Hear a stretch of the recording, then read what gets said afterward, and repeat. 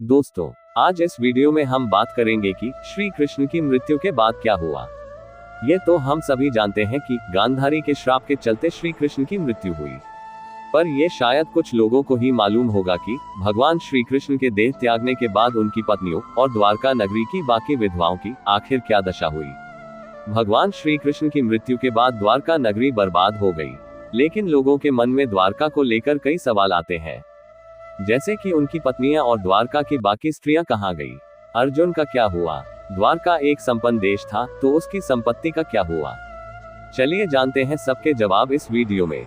सबसे पहले जानेंगे कि भगवान श्री कृष्ण के देह त्यागने के बाद उनकी पत्नियों की क्या दशा हुई। एक श्राप के कारण भगवान श्री कृष्ण की मृत्यु एक शिकारी के हाथों हुई। कथा के अनुसार भगवान श्री कृष्ण जब झाड़ियों में विश्राम कर रहे थे तो दूर खड़ा एक शिकारी उनके पैर पर चमकते कमल को देख उसे पक्षी समझकर उस पर तीर चला दिया।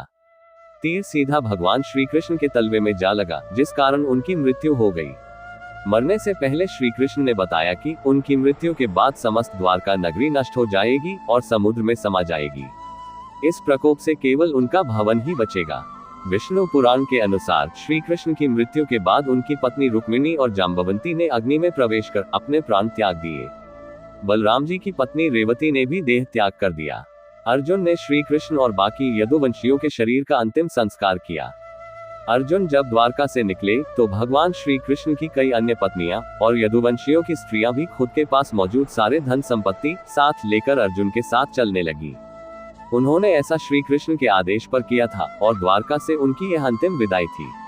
जब ये बात बाहरी लोगों को मालूम चली तो सभी लोग द्वारका की कन्याओं और उनकी धन संपदा को पाने के लिए ललचाने लगे। अर्जुन के साथ इतनी संपत्ति है, इस बात की भनक मार्ग में आने वाले ग्रामीणों और लुटेरों दोनों को लग गई।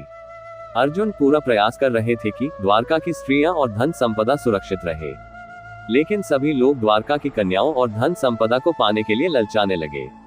इसलिए सभी ने मिलकर धन को लूटने का फैसला कर लिया और इस तरह ग्रामीणों ने लुटेरों के साथ मिलकर अर्जुन के साथ चल रही महिलाओं और पुरुषों पर हमला करने का फैसला कर लिया। अर्जुन इस बात से अनजान थे।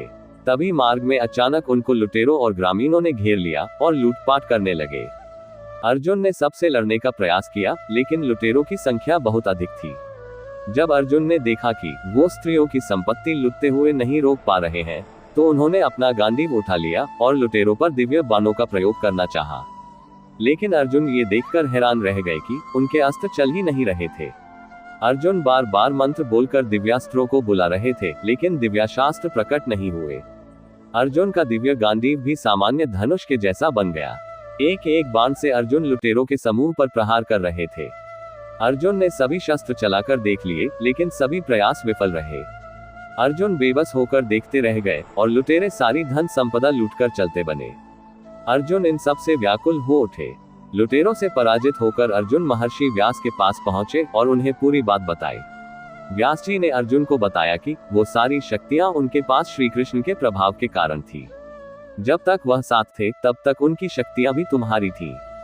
उनके जाने के साथ वो शक्तियां भी चली गईं। अर्जुन ने व्यास जी के समझाने पर श्री कृष्ण के प्रपौत्र वज्रनाभ जी को यदुवंशियों का राजा बना दिया। वज्रनाभ जी उस समय बहुत छोटे थे, इसलिए राजा परीक्षित जी ने उनका ध्यान रखा और बाद में मथुरा मंडल का राजा बना दिया। वज्रनाभ जी के नाम पर ही मथुरा और आसपास का क्षेत्र ब्रजमंडल कहलाता है। दोस्तों, उम्मीद करता हूँ कि आपको ये श्री कृष्ण से जुड़ी कहानी पसंद आई होगी। अगर वीडियो अच्छी लगी हो तो वीडियो को लाइक, सब्सक्राइब और शेयर जरूर करें। मिलते हैं अगली वीडियो में कुछ ऐसी ही अनसुनी कहानियों के साथ। तब तक अपना ख्याल रखें।